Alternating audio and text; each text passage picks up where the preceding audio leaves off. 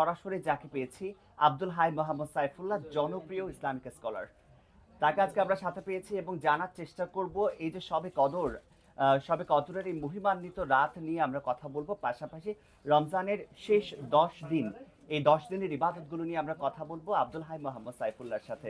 প্রথমে আমি এনটিভির এই আয়োজনে স্বাগত জানাতে চাই আব্দুল হাই মোহাম্মদ সাইফুল্লাহকে। শুক্রিয়া।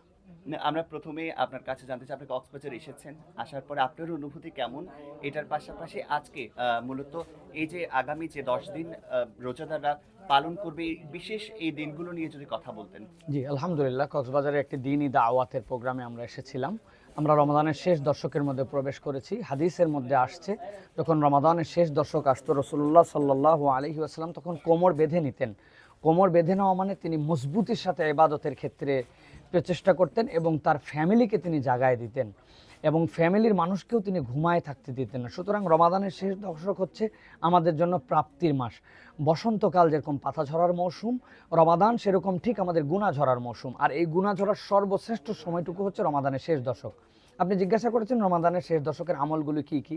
রমাদানের শেষ দশকের অন্যতম আমল হচ্ছে নবী করিম সাল্লাল্লাহু আলাইহি ওয়াসাল্লাম তার পুরো জীবনটুকুই রমাদানের শেষ দশকে ইতিকাফের মধ্যে পার করেছেন এবং নবীজির ইন্তেকালের পরে তার স্ত্রীরা পর্যন্ত ইতিকাফ করেছেন। সুতরাং এর থেকে বেস্ট কোনো আমল হতে পারে না। দ্বিতীয়ত, রমাদানের শেষ দশকের ব্যাপারে রাসূলুল্লাহ সাল্লাল্লাহু আলাইহি ওয়াসাল্লাম বলেছেন, তোমরা যদি লাইলাতুল কদর খুঁজতে চাও তাহলে রমাদানের শেষ দশকে খোঁজো, যদি সম্ভব না হয় তাহলে আসাবুল বাওয়াকি শেষ দিনের মধ্যে খোঁজো। এরপরে যদি তোমার সম্ভব না হয় তাহলে শেষ দশকের বেজোর রাতগুলোর মধ্যে তোমরা লাইলাতুল কদর খোঁজো। এখন আমাদের অনেকেই লাইলাতুল কদর খুঁজি, কিন্তু কিভাবে আমি লাইলাতুল কদর পেতে পারি, এই ক্ষেত্রে অনেক স্কলারগণ, অনেক আলেম ওলামাগণ বিভিন্ন মন্তব্য করে থাকেন, যাতে মানুষকে সহজবোধ্য কিছু আমল দিয়ে কোনো মানুষ যেন লাইলাতুল কদর মিস না করে। আমি আমার প্রিয় দর্শক শ্রোতাদেরকে এনটিভির মাধ্যমে বলতে চাই, আমরা যদি 5টা বিষয়ের দিকে একটু খেয়াল করি এবং ফোকাস রাখি, আশা করা যায় ইনশাল্লাহ আমল ক্ষুদ্র হলেও আমাদের লাইলাতুল কদর মিস হবে না। 1 নম্বর, প্রত্যেক দিন আমরা কিছু না কিছু দান খয়রাত করার জন্য চেষ্টা করব। সন্ধ্যার পরের থেকে কদর শুরু হয় এবং ফজরে যে কদর শেষ হয়, তাহলে আমরা প্রত্যেক রাত্রে কিছু না কিছু দান খয়রাত করব। রাত্রে যদি মিসকিন না পাই, আমরা একটা সাদাকা বক্স বানায় রাখতে পারি, অন্তত আমার ফ্যামিলির দানটা সেখানে ফেলে রাখলাম, পরবর্তীতে আমরা সেই দানটুকু আবার দিনের বেলা দিয়ে দিলাম। 2 নম্বর, প্রত্যেক রাত্রে আমরা কিছু না কিছু অতিরিক্ত সালাত আদায় করব কদরের নিয়তে। অনেকেই কদরের নামাজের ক্ষেত্রে মনে করেন কোন সূরা দিয়ে কত রাকাতে কি নিয়তে পড়তে হবে। না ভাই, আমি কদরের নামাজ 2 রাকাত পড়তেছি, আপনি সূরা ফাতিহার পর যে সূরা মন চায় আপনি সেই সূরাতে পড়েন, কিন্তু নামাজ যেন মিস না হয়। 3 নম্বর, তিলাওয়াত। প্রত্যেকটি রাত্রে আমার জানা কোরআন থেকে, আমার জানা সূরা থেকে আমি কদরের নিয়তে কিছু না কিছু তিলাওয়াত করব। চতুর্থত, নবী করিম সাল্লাল্লাহু আলাইহি ওয়াসাল্লামের প্রতি দরুদ এবং সালাম পেশ করা। আর পঞ্চমত, হযরত আয়েশা সিদ্দিকা রাদিয়াল্লাহু তাআলা আনহা নবীকে জিজ্ঞাসা করলেন, আমি যদি লাইলাতুল কদর পেয়ে যাই আমি তাহলে কোন দোয়া করব? নবীজি শিখালেন, আল্লাহুম্মা ইন্নাকা আফুউন কারীম তুহিব্বুল আফওয়া ফাআফু আন্নী। এই দোয়াটা আমরা শিখে নেওয়ার জন্য চেষ্টা করব এবং প্রত্যেক রাত্রে এইটুকু করব। এই 5টা বিষয় যদি আমরা মিস না করি তাহলে আল্লাহ রাব্বুল আলামিন আমাদেরকে কি রিওয়ার্ড দিবেন?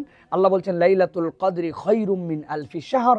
এটা হচ্ছে 1000 মাসের থেকে উত্তম, 84 বছরের কাছাকাছি। কিরকম 84 বছর? কন্টিনিউয়াসলি।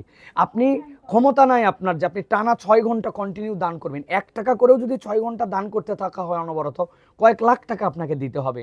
আপনার ক্ষমতা নাই যে আপনি টানা 3 ঘন্টা টানা সালাত আদায় করবেন, কিন্তু আপনি যদি এই লাইলাতুল কদরে অল্প একটু আমলও করেন, আল্লাহর কাছে এটা ধারাবাহিক 84 বছরের সওয়াব হবে। আপনার তেলাওয়াত ধারাবাহিক 84 বছর, 1 সেকেন্ডের জন্য ব্রেক দেন নাই, 1 সেকেন্ডের জন্য দান বন্ধ করেন নাই, 1 সেকেন্ডের জন্য নবীর প্রতি দরুদ এবং সালাম বন্ধ করেন নাই। সুতরাং ইবাদতের এই মৌসুমে আমরা আসেন সকল ব্যস্ততাকে উপেক্ষা করে ইবাদতগুলো করার চেষ্টা করি। আল্লাহ যেন আমাদের সকলকে লাইলাতুল কদর নসিব করেন।